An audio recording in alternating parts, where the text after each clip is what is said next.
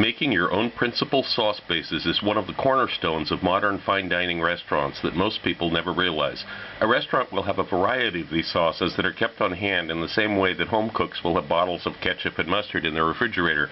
These sauces are concentrated flavor combinations that may have taken hours to prepare and may only ever be used as a tiny dash in a more complicated recipe. These sauces are almost never revealed in published cookbooks. One reason is because 99% of the readers would not invest that much time and energy into making up a sauce that will only be called for at a few drops in a final dish. So cookbooks either omit those ingredients or they substitute something as best as possible, such as a packaged barbecue sauce. This is an example of one such key sauce, and despite the name, it has fantastic applications in many other cuisines aside from Spanish.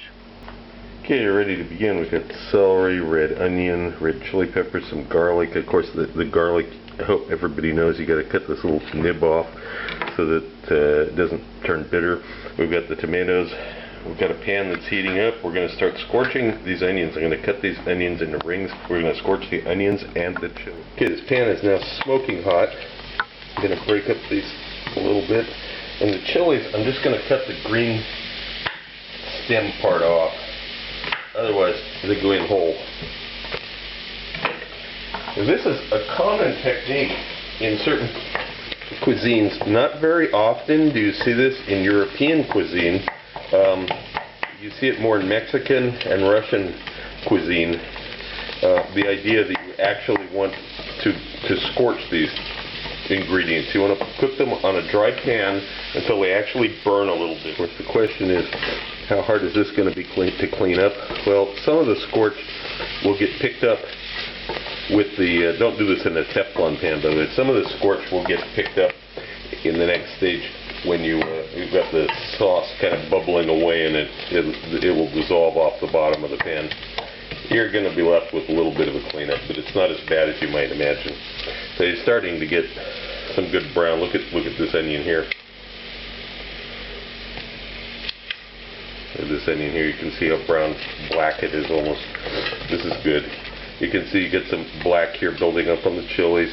Give it about 5 minutes. I know it's painful to watch and it makes a lot of smoke. It's part of the flavor. You gotta go along with it.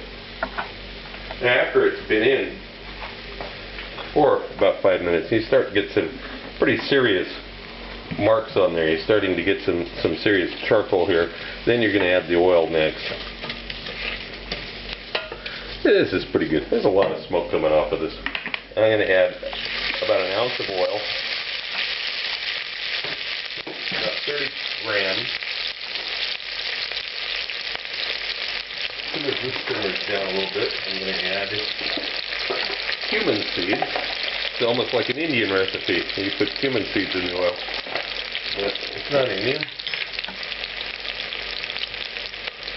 Cumin actually went to the Americas from Spain. Spain was using it before the Native Americans and the Mexicans. It's not one of the New World spices. A lot of people don't know that. They think it's mixed up with the Mexican foods, but actually it came from Spain to Mexico, not the other way around. Now, I'm going to add 2 teaspoons of smoked paprika. As is the case most of the time with paprika, you almost always want to cook it in hot oil. It's part of the necessity of how you're going to get the flavor correct. If you add it to something that is mostly water, or you add it at the end, you'll have a very nasty raw paprika taste. Well, you know, if you like that, it's okay. And scrambled eggs or something, it's part of an accepted flavor. But in general, in dishes, you want to cook it in hot oil. You can see there's a lot of scorch here on the bottom of the pan.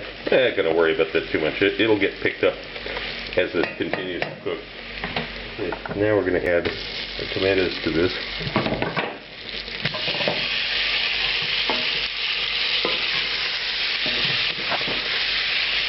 And you can see this is pretty burny. It's not really burnt, but it's getting close there. I'm also going to add the celery to this. Okay, chopped up just into big pieces.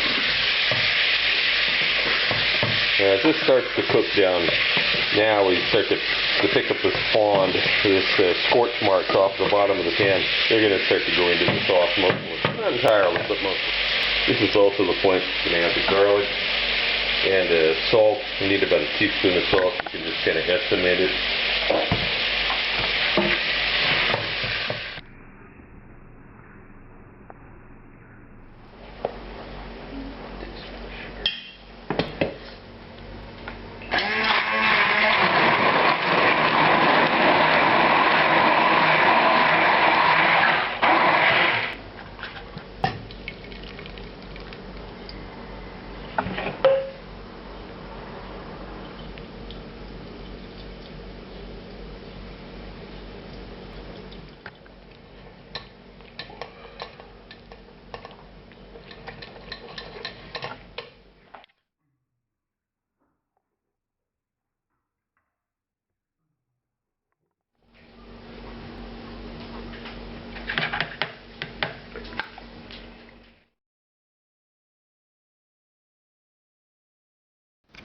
Also look for my cocktail book, Cocktails of the South Pacific and Beyond, Advanced Mixology, available through Amazon online.